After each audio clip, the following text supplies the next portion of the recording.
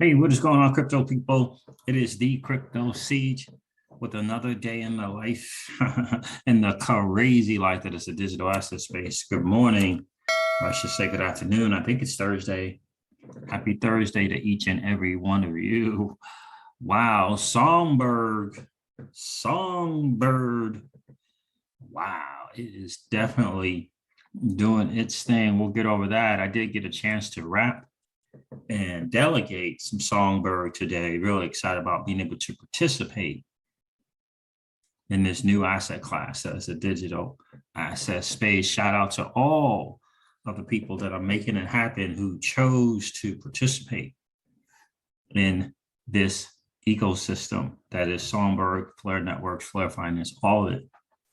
Shout out to each and every one of you. I apologize for the last couple of days not being able to get any videos. I did make a trip out to Virginia to continue to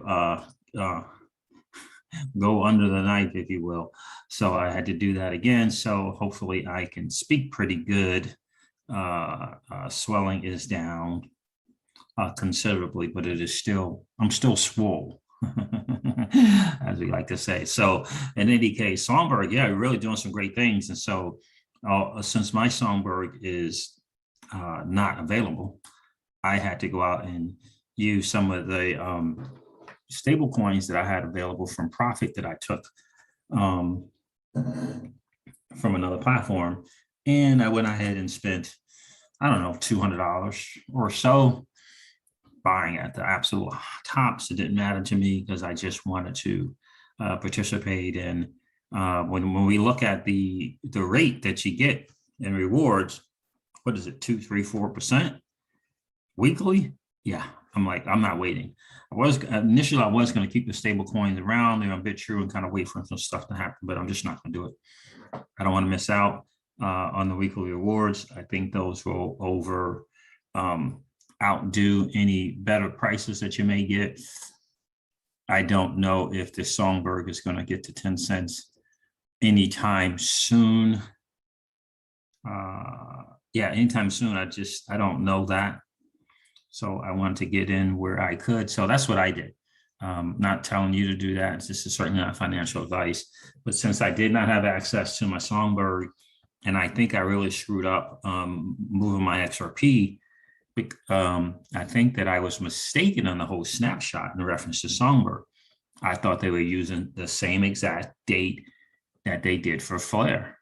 And whatever XRP you had, that's how they gave you the spark. I thought they were using that same Snapshot date. But I think I was mistaken because I started after the Snapshot, and Celsius started to not pay interest. I began to move my XRP. So please correct me in the comments if I am mistaken, but I think I kind of screwed up. I screwed up in that I misunderstood how the Songbird Snapshot was going to be taken.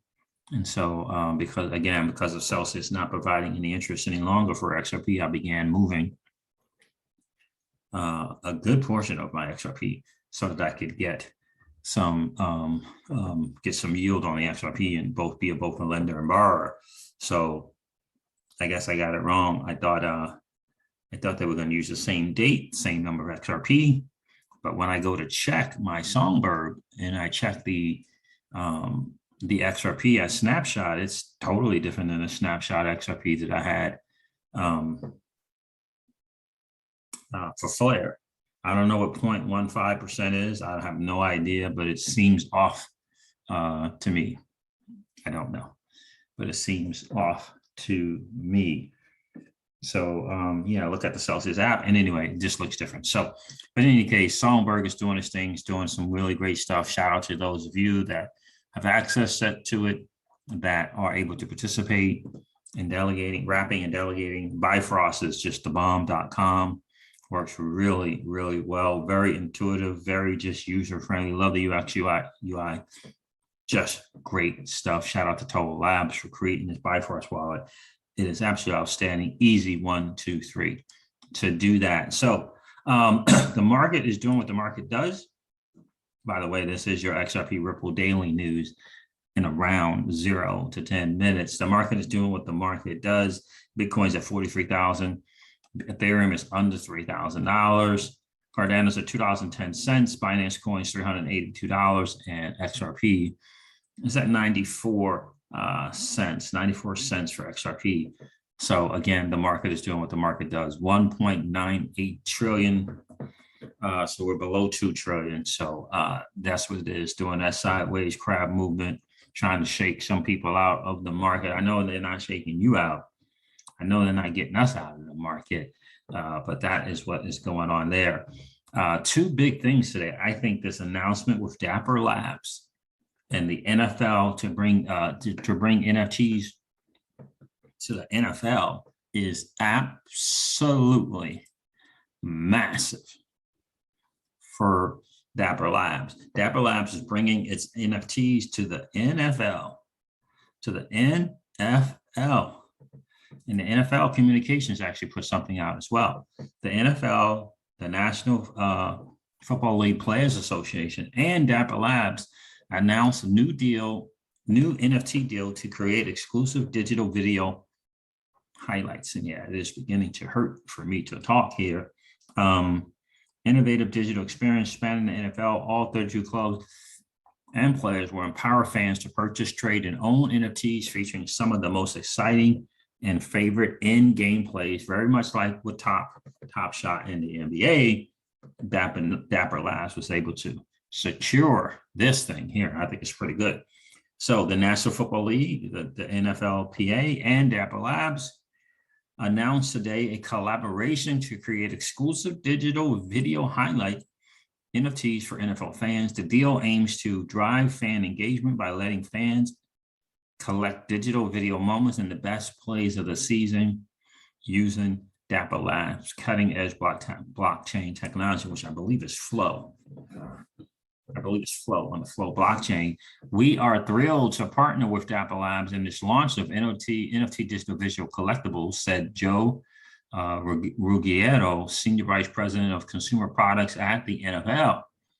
We believe blockchain has great potential to enhance the NFL experience in the future, and we are excited to have Dapper Labs as one of our first, so it's not exclusive, collaborators in exploring this emerging space. Now, I did read somewhere here the NFL and NFLPA will be getting equity in Dapper Labs, which just recently got a $7.8 billion evaluation. So let's see if it will say, I think it says it in the other article. The all-new digital collectibles will give NFL fans the unique opportunity to collect and own NFTs featuring some of the greatest and most talked about in-game moments from leading players week to week throughout the season, including current-day superstars and legends of the game. Additionally, fans will get this chance to collect some of the greatest plays from NFL history, from the Hail Mary to the miracle in Minneapolis, blah, blah, blah, blah, blah. So that's all cool. And that is great. The irreplaceable nature of the NFT captures what is special about sports fandom. Our players are immensely excited for the NFLPA and working with our enterprising partners at Dapper Labs and one team to make this significant push into the digital collectibles market, said Steve Chabello, president of NFL Players, Inc., the marketing and licensing arm of the NFLPA. The unique greatness of NFL players will continue to fuel memorable moments both in history and in real time during the season, which will only deepen the connections they have with their passionate fans. So let me go over the part where it says, this is a big deal. These is right. We know these NFTs are going to be popular, hugely popular. We saw what happened with Top Shots in the NBA. I don't think there's any reason to think that this won't happen in the same manner with Dapper Labs and the NFL. We all know NFL is hugely popular, probably the #1 sport. So this is good news. Being able to get these NFTs is going to be really good. So they got a link here, nft.dapperlabs.com, which will be really good. And you're going to be able to get these packs, how the stuff goes. This is something that I would definitely be more interested in than I would be the NBA. Why? I'm not an NBA person, but I think the bigger picture is gaming. I think the bigger picture is in gaming, and I think EA Sports is going to look to get into this NFT space for sure. But let us not forget about Kings of Strategy. Let us not forget about Kings of Strategy. And I shared that with you guys about a month or so ago, because they're going to be coming out with 6 different sports gaming type NFTs. And the NFL and soccer are part of the 6. NFL and soccer. So that is going to be huge, huge, huge. So just let us not forget about that. In fact, Paul Barron mentioned that earlier today when he covered this particular news event. The gaming is going to be big, and if you can get the NFL and or Madden games, you can get that. Kings of Strategy is going to try to capture that market in their own way. I think it's going to be huge. Who knows what all Gala games will look to do as well, and of course Forte. When they come into this space, is going to be absolutely massive. So for me, if there was an NFT that I would want to hold, it would be in the NFL in terms of sports, without question. So we're so early, there's going to be so many things that we can get into. Kings of Strategy, I believe, is going to be on Flare Network. So I think that is huge in so many different ways. 1 minute today, I paid $30-something for an Ethereum fee. The 10 minutes later, I was paying $17. So that's pretty crazy. So let me share with you what they said about the equity. All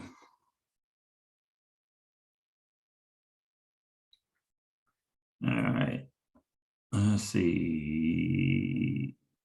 Oh, yep, there it is right there. Okay. So Dapper Labs, shout out to multigames.io for sharing this. Dapper Labs, the developer of NFTs and the Flow blockchain, it is Flow, has attained a deal with the NFL to produce an NBA Top Shot design marketplace for digital football antiques and collectibles.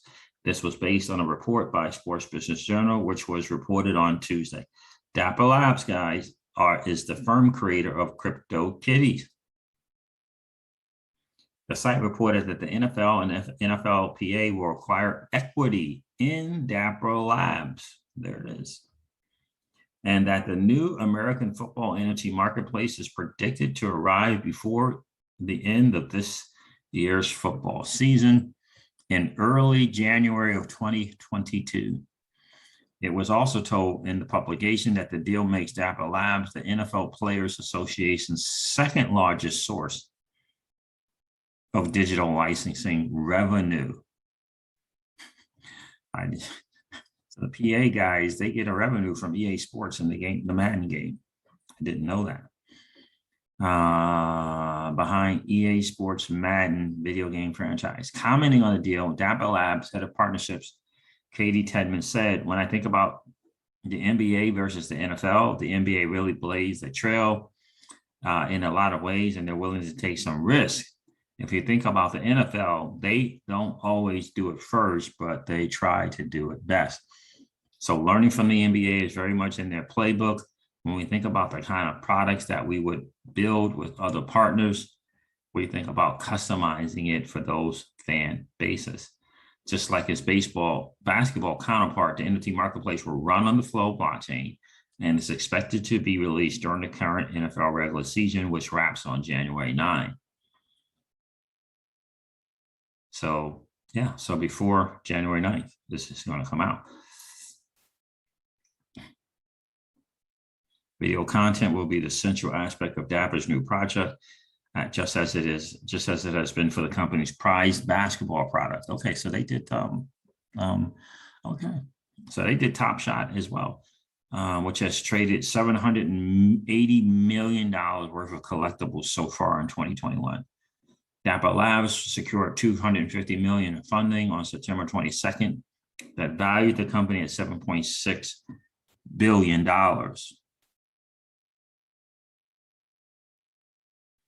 It comes shortly after So Rare, soccer's leading NFT shop, added $680 million to its war chest. $680 million. in a funding round that valued the company at $4.3 billion. There it is right there. I think it's really exciting, guys. I think that this is going to be huge. And these are some NFTs, right, that you don't have to kind of worry about that value, right? Because fandom, crazy, massive, it's huge. And obviously, there are going to be things to keep. There are going to be things some that you may want to turn over. But ultimately, this is great, absolutely great for the digital asset space as a whole. I really do believe that. So this is really, really great news. Leonidas shared a series of tweets here that I wanted to share with you guys. Shout out to you, Leonidas. We appreciate you, bro. We appreciate you taking your time and energy to share with the community. So Gary Gensler, Lowell, Ness, and others went before the Agriculture Committee on July 18, 2018 to discuss cryptos, oversight of new assets in the digital age. Let's share just a little bit. Six witnesses before the Committee on Agriculture.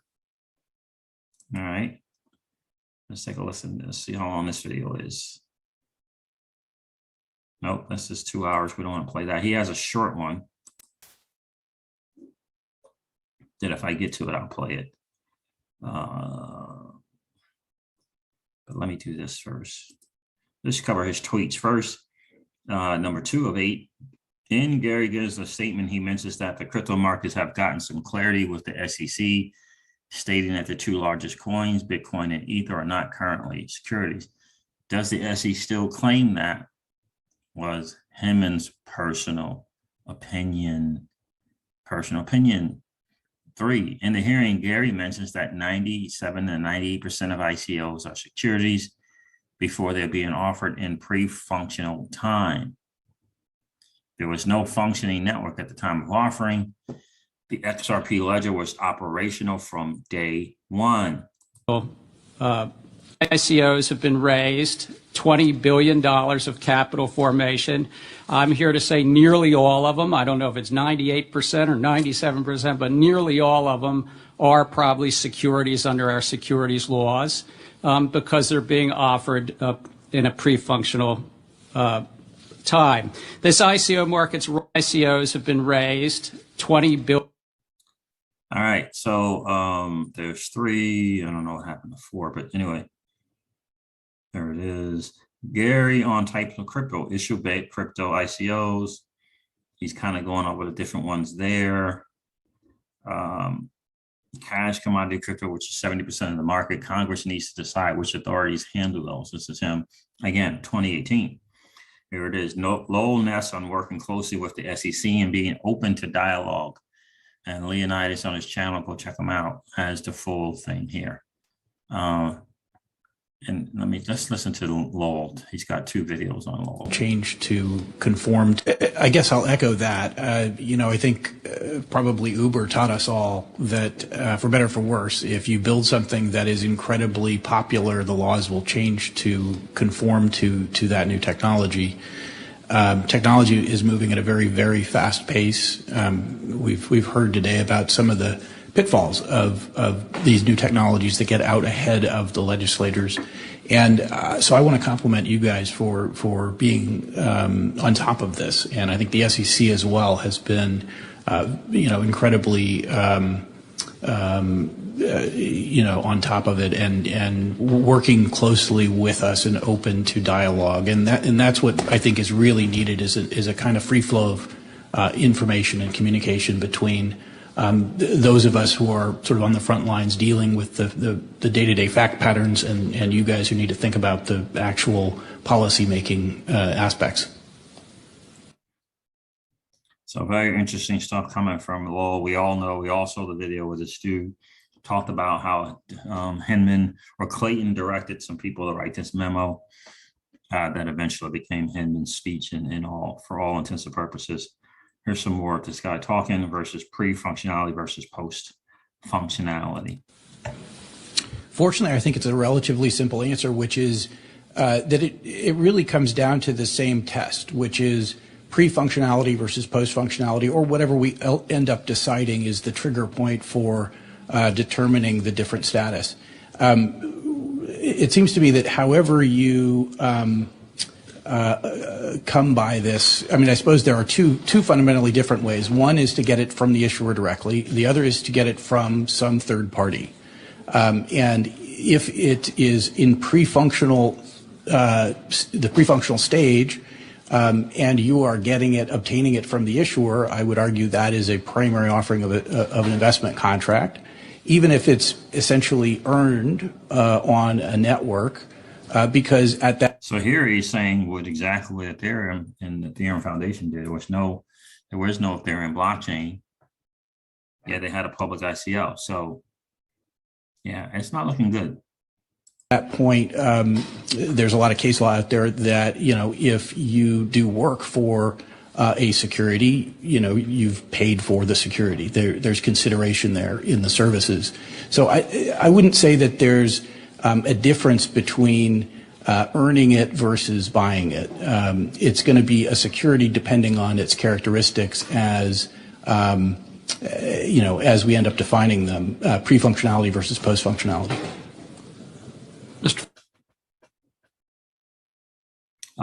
Here it is. Lowell, Ness on what happens if a token is determined to be a security. Broker deals and suitability requirements and other issues create friction. You can't have the transfer of value at the speed of software if it's a security. So let's listen to this one.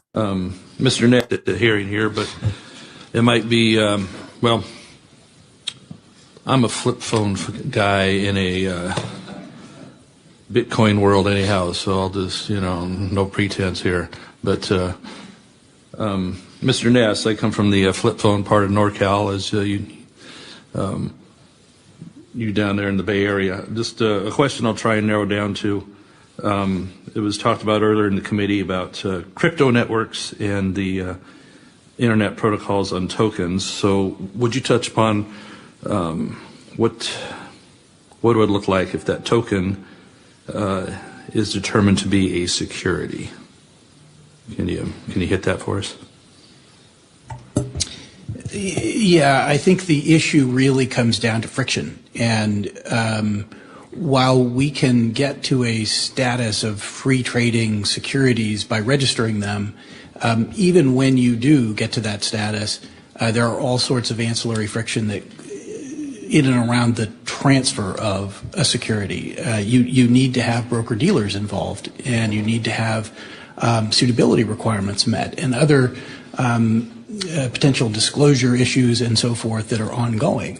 And so when we're talking about trying to create the next generation of decentralized protocol layer kind of apps on top that are all interoperably interacting with each other and transferring value at the speed of software to deliver a service to a consumer, it may be all transparent to the consumer that this is all happening under the hood. But you can't have fundamentally the transfer of value at the speed of software if it's a security. Don't know what that means, but in any case, here, Gary was asked what would happen if ETH was determined to be a security in 2015. Director Hinman said it right. It's not a nanny government. Investors can take the risk as long as they have enough information. Let's listen to this one here. Gensler, in your testimony, you mentioned the recent SEC staff determination that Ether is not a security, although it might have been at its issuance.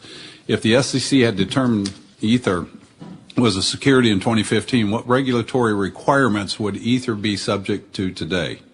And I've got two follow-ups. And anybody else that wants to weigh in on this. If they had determined that way back in 2015, at the time they would have had to give some full and fair disclosure. I think the SEC at that time would have probably said, well, it's probably not 3 years of financials and things like that because it was a new startup. And this is something the SEC is grappling with even now for current initial coin offerings. What is full and fair disclosure? I think Director Hinman at the SEC said it right. It's about information asymmetry. Give an investor enough information so they can take the risk. The government shouldn't, it's not a nanny government. We're not, but the investors can take the risk as long as they get enough information. Okay. And how might security? And again, the full video, because I would love to hear that follow-up from this guy, because that's very, very interesting. In your testimony, you mentioned the recent SEC staff. right? Recent SEC staff said that ETH is not a security, although it may have been in the beginning of its issuance. And I think it's hugely, hugely important. Shout out to Leonidas, but I think the full video is like 2 hours long.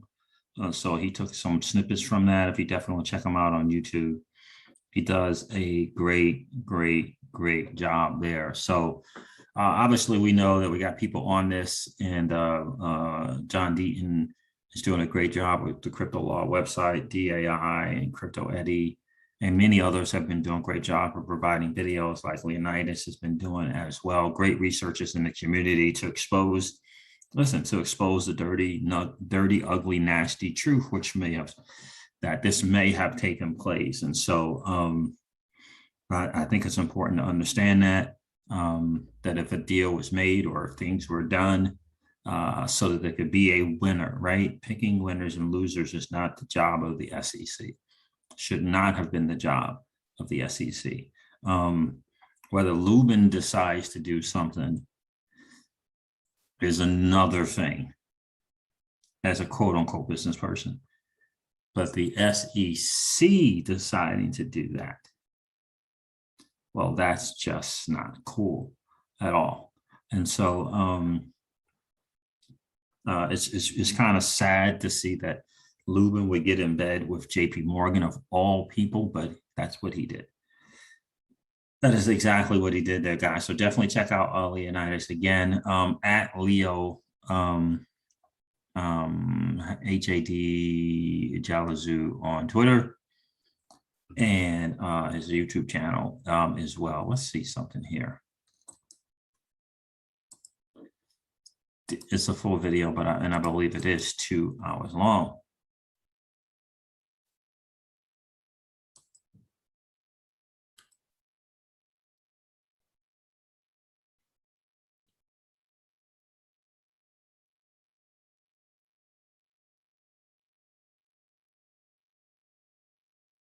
Yeah, so here it is here. Leonidas XRP Arcade, a great website, xrparcade.com, really great website.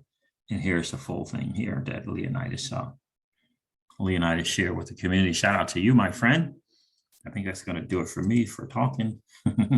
Guys, listen, I am going to end this video like I do all of my videos and remind you guys of this, that old money doesn't want you to win. They don't want us to win. They would rather that we remain a cog in their perpetual wheel of trading our time for dollars. They don't want us to play in the same playground that they play in, where we allow our money to work for us. This is our chance to win, guys. The digital asset space is our chance to win. We are in the midst of the greatest transfer of wealth in the history of man. Are you participating, or are you standing on the sidelines? Here's what I do know. You better get back to it. You got recorded. The battle for you has already been fought, and the victory is yours. Go get it. I'll talk to you soon, guys. See ya. Bye.